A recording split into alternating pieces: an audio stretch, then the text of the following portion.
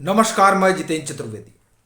नीतीश जी यूं तो यात्रा पे हैं, लेकिन जिस तरीके से उनको झटके पे झटका लग रहा है उससे ऐसा मालूम पड़ता है कि जो उन्होंने सोच रखा है उस तरीके से कुछ होने वाला तो अब नज़र नहीं आ रहा है। सो यह भी एक है कि उनका अगला कदम क्या होगा। और फिर एक सवाल ये भी है कि जिस तरह की जदयू और राजद में रसाकसी चल रही है उसका हासिल क्या रहेगा। और जो एक बड़ा सवाल खड़ा होता है कि अब नीतीश जी करेंगे क्या। क्योंकि अभी आप देखिए कि जब जदयू का खुला अधिवेशन था तब तो उन्होंने कहा भी था कि हम मेन फ्रंट बनाएंगे, लेकिन तीन घटनाएं ये बता रही हैं कि असल में वो जिस वजह से भी, और एक ही वजह थी कि पीएम बनना है, और पीएम बनने के लिए ही वो अगस्त में एनडीए छोड़े थे और फिर चले आए थे महागठबंधन में। और तब बड़े सब्ज़गाज दिखाए भी गए थे महागठबंधन की तरफ से, और नीतीश जी को भी अच्छे लगे थे क्योंकि वो जो अपनी महत्वाकांक्षा रही उसे उनको लगा था कि पूरा कर लेंगे। और कहा जाता है कि जो लोग उनको सलाह दे रहे थे उनको ये लग रहा था कि नीतीश जी पीएम बनने के लिए निकल जाएंगे तो हम लोग सीएम डिप्टी सीएम तो बन ही जाएंगे। लेकिन दरअसल मामला उस तरीके का नज़र नहीं आ रहा है। और ये तीन बातें ऐसी हैं, तीन घटनाएं जो घटी वो ये बता रही हैं। और दरअसल वो जो बता रही हैं उससे पहले जिस तरह का नीतीश जी का अपना बयान है वो बयान भी इस बात की तस्दीक कर रहा है कि अच्छा तो उन्हें भी नहीं लग रहा है। अब वो भले ही कहते रहे हों कि साहब हम विपक्षी एका की बात कर रहे हैं, लेकिन अब उस एका का क्या होगा, उस उड़न खटोले का क्या होगा जो उन्होंने लिया का जरा आएगा और उस पर वो फिर मार्च वार्च में टहलने निकलेंगे। तो पहले उनका जो बयान रहा उसे सुनते हैं और फिर आते हैं उन तीन चार बातों पर। देखिए आपको ध्यान होगा कि ये जो खुला अधिवेशन हुआ था उस अधिवेशन में उन्होंने कहा था कि देखिए हम जो कह रहा है ये लोग नहीं मानेगा तो हम क्या कर सकते हैं। ये माना जाता है कि दरअसल प्रतिक्रिया स्वरूप दिया गया बयान था। चूंकि जब 10 जनपद गए थे लालू प्रसाद यादव के साथ नीतीश कुमार, तो कहा गया कि साहब अब पहले अध्यक्ष का जो है चुनाव वगैरह हो जाए कांग्रेस में, फिर आगे बात होगी। तो अध्यक्ष का तो चुनाव हो गया लेकिन बात तो कुछ हुई नहीं। दूसरा, भारत जोड़ो यात्रा, तो उस पर उन्होंने कहा कि भाई तो पार्टी वार्टी की यात्रा है। और फिर दूसरी बात कि जब वो भारत जोड़ो यात्रा दिल्ली पहुंची तो उन्होंने कहा कि साहब हमको तो पता ही नहीं है। अब कुछ उसी तरीके की बात जो है वो केसीआर ने जो रैली बुलाई थी तेलंगाना में, और वो एक तरीके से तीसरे मोर्चे की कवायद मानी जा रही है।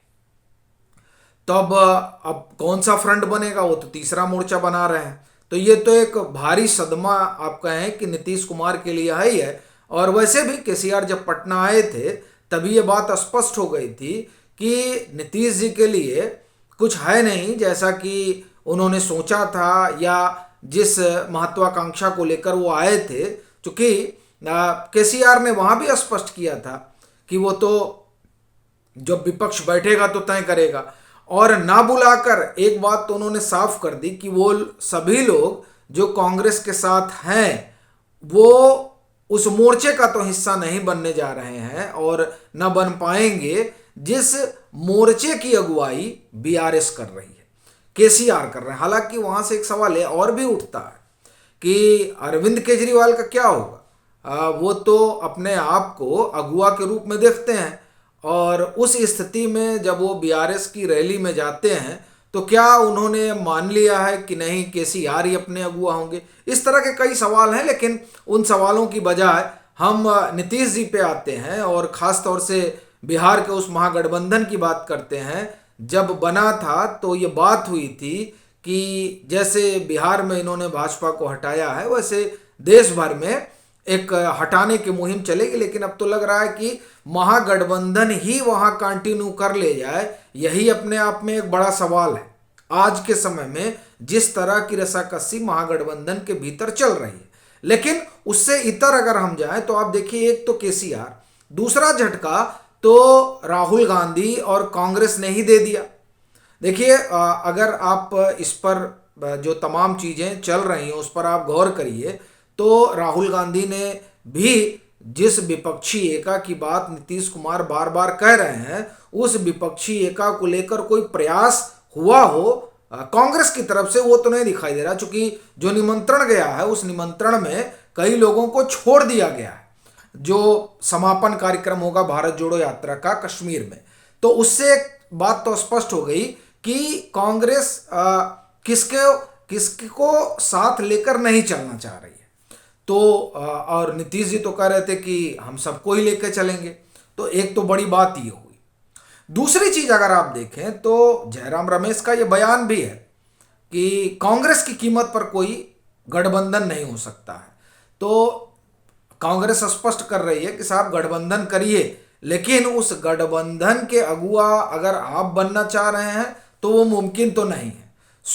अब ऐसे तो यहाँ कई लोग हैं जो अगुआ बनना चाह रहे हैं और उसमें नीतीश जी खुद को शुमार करते हैं, और वो करते हैं या नहीं करते हैं इसको लेकर बहस हो सकती है कि साहब उन्होंने कब कहा। देखिए, उन्होंने नहीं कहा, लेकिन उनकी पार्टी तो ये लगातार इस तरह का संकेत देती रहती है। और फिर यह भी कि जो तमाम होर्डिंग पोस्टर लगे, उन होर्डिंग पोस्टर से तो ये बात निकल कर आती ही है कि साहब ये लोग और इनके समर्थक तो मानते ही हैं। लेकिन अब उस मानने को भी झटका लग गया।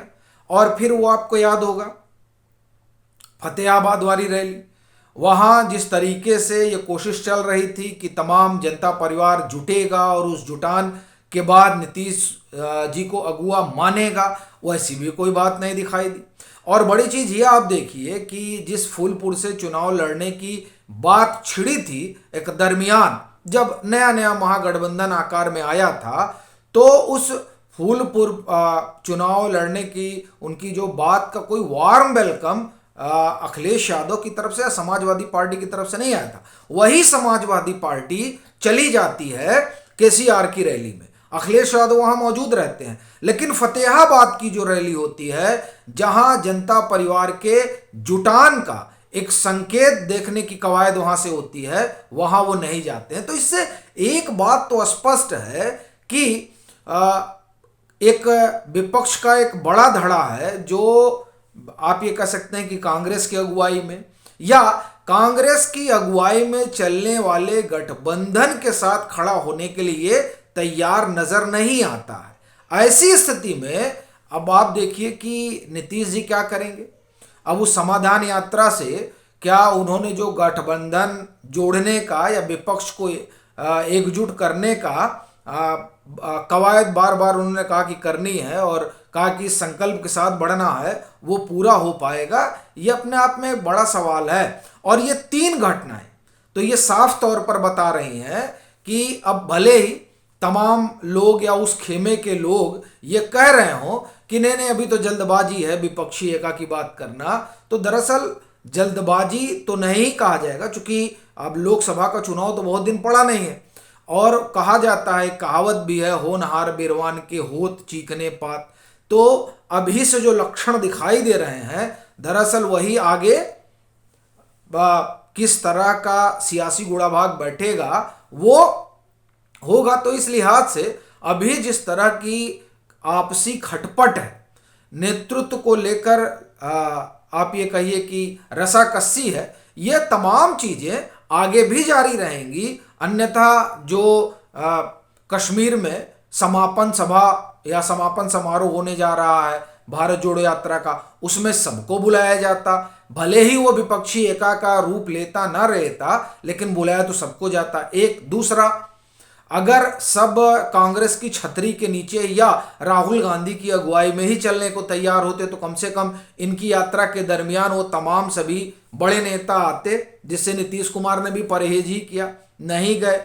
और वो नहीं गए वो तो अलग मसला है, वो जिस गठजोड़ की बात कर रहे थे उससे एक चीज स्पष्ट हो गया है कि कांग्रेस की अगुवाई वाला यूपीए भी परहेज कर रहा है और तीसरा मोर्चा भी परहेज कर रहा है, और शायद वो जिस महागठबंधन का हिस्सा है उस महागठबंधन का सबसे बड़ा दल भी परहेज कर रहा है।